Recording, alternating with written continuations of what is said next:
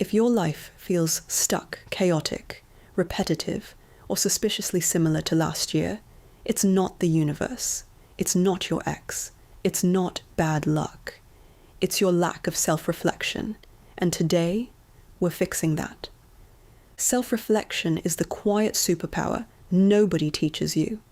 It's the difference between repeating the same year 10 times versus evolving so fast people swear you changed your energy.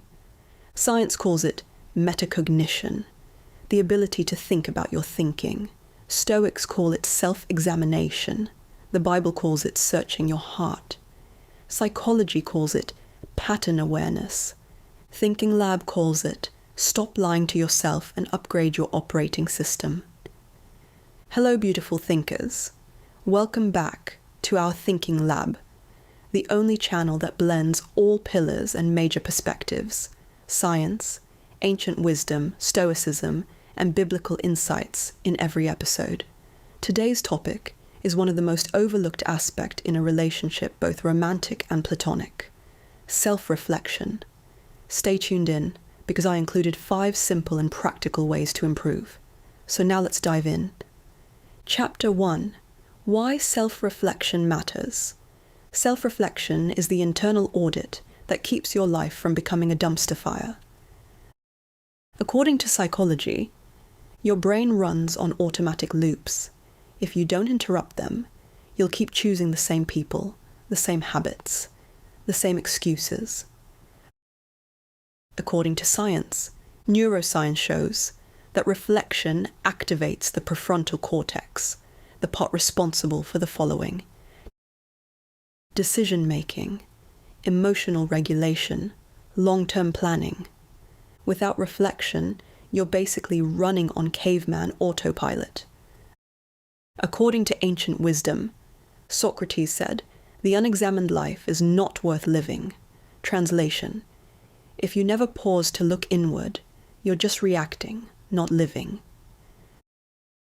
Biblical insight.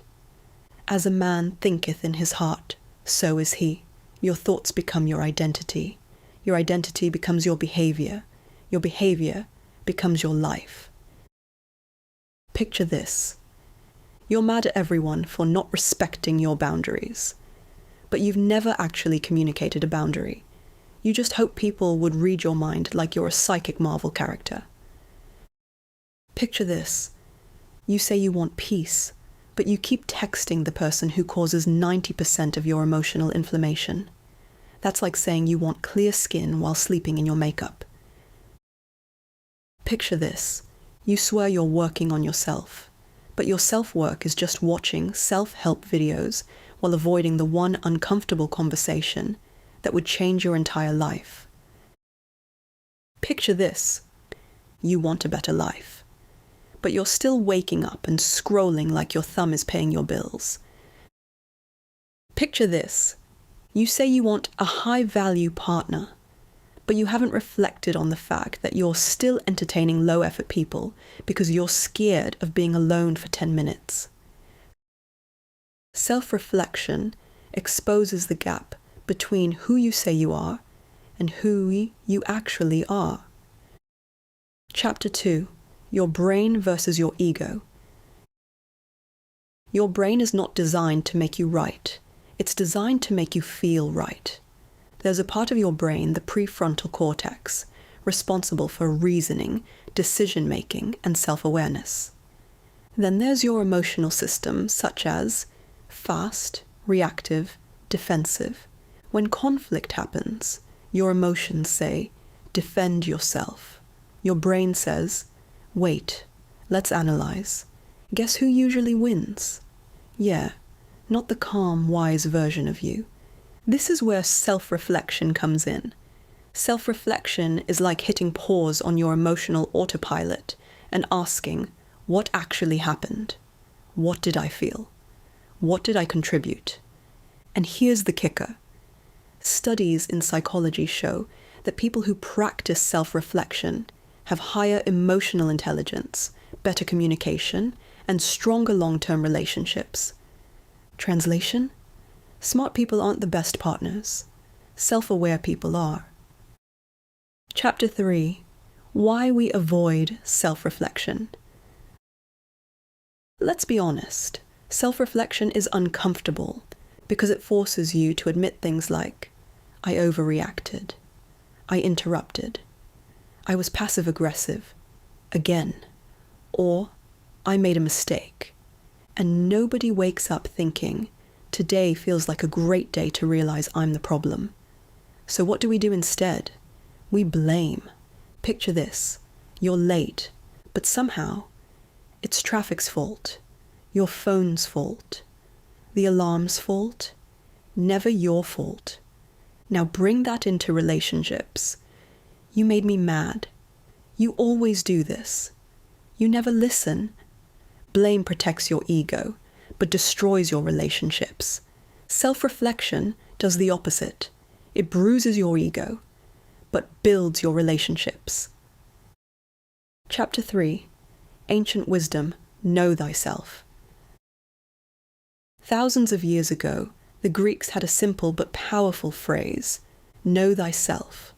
Not know your partner, not fix other people, not win every argument, but know yourself. Stoic philosophers took this even further.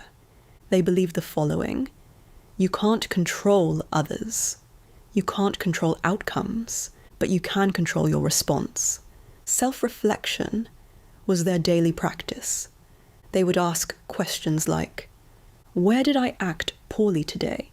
Where could I improve? What triggered me? Not to shame themselves, but to sharpen themselves. Now let's bring in a biblical lens. Matthew 7:3-4. Why do you look at the speck of sawdust in your brother's eye and pay no attention to the plank in your own eye? How can you say to your brother, let me take the speck out of your eye, when all the time there is a plank in your own eye? Translation: before you zoom in on someone else's flaws, maybe check your own first. Savage, but true and accurate. Chapter 4. How self-reflection builds stronger relationships. When you practice self-reflection consistently, something powerful happens, such as 1. You communicate better, because you understand your own emotions before expressing them. 2. You fight smarter, not harder. You focus on solving problems, not proving points. 3. You build trust. People feel safe with someone who can say, I was wrong. That sentence alone, priceless. 4. You create emotional intimacy. Because honesty with yourself leads to honesty with others. Scenario 1. The tone problem. You say something technically correct. B. At your tone. Aggressive, sharp, slightly disrespectful. Then you say, I didn't say anything wrong. True. But relationships aren't just built on words. They're built on delivery. Self-reflection asks, was I right, but wrong in how I said it? Scenario 2. The scorekeeper. You remember everything. Last week, you did this. 3 months ago, you said that. Congratulations. You're not a partner. You're a relationship historian. Self-reflection asks, am I trying to understand or trying to win? Chapter 5. The 5 simple practical solutions. Each one includes why it works, scientifically, psychologically, and spiritually. 1. The 3-question night audit. Every night ask yourself, what did I do well today? What drained me today? What did I avoid today? Why it works. Builds self-awareness, reduces emotional reactivity, strengthens the prefrontal cortex, forces honesty without shame. This is how you stop repeating the same emotional mistakes. 2. The pause before you react rule. Before responding to anything, text, comment, argument, pause for 5 seconds. Why it works. Interrupts emotional impulsivity, activates logical thinking, prevents regret, gives your nervous system time to settle. This is how you stop letting your emotions drive your life like a drunk Uber driver. 3. The mirror test. Ask yourself, would I date me? Would I hire me? Would I trust me?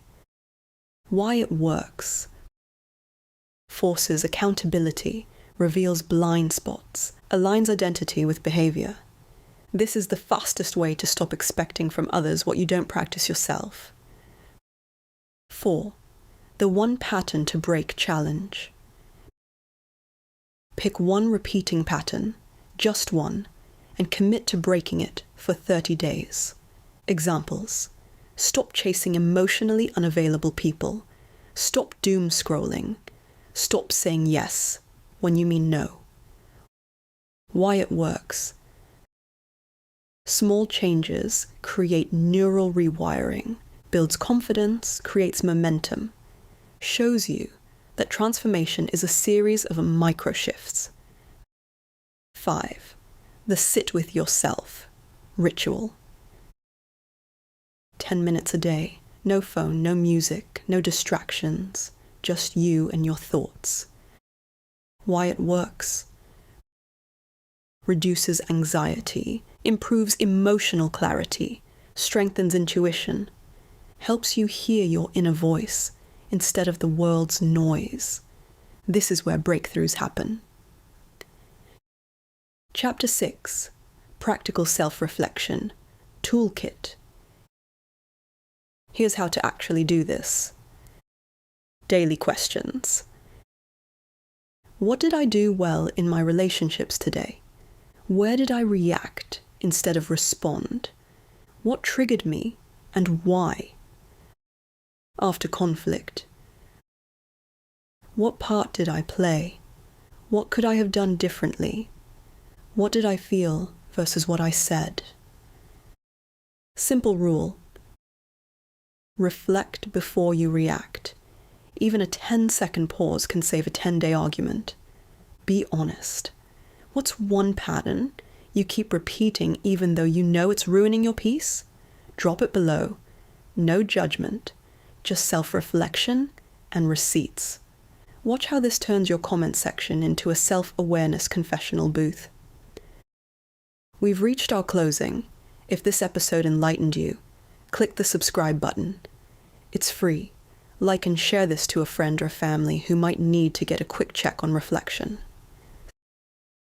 Self-reflection is the mirror that doesn't lie. And the moment you finally look into it, your entire life begins to shift.